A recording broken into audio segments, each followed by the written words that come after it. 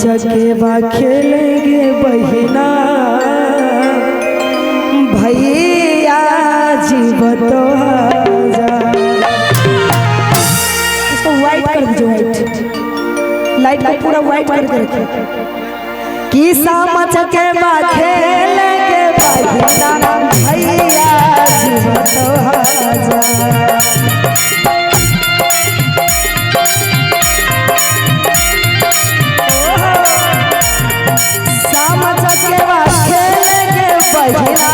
भैया जीव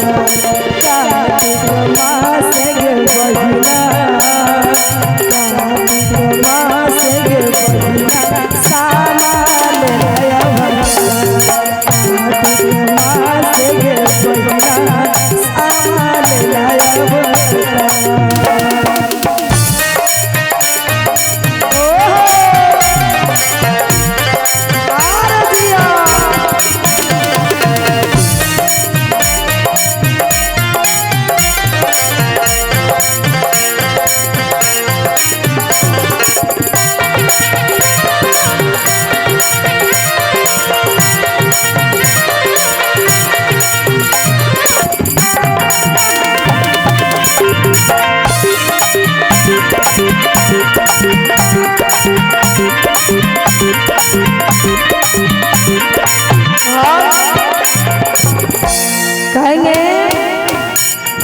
काना थी न सामगे बहिना चिट्ठिया लिखियो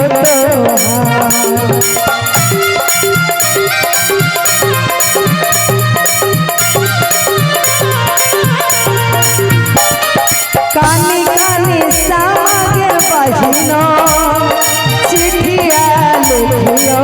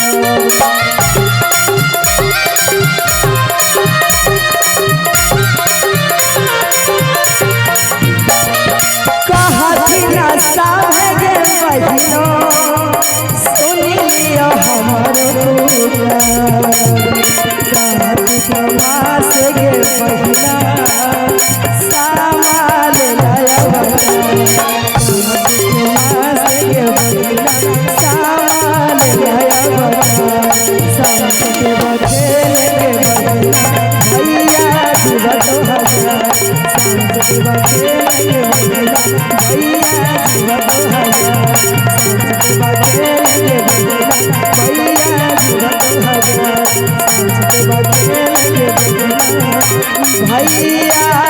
जीव तो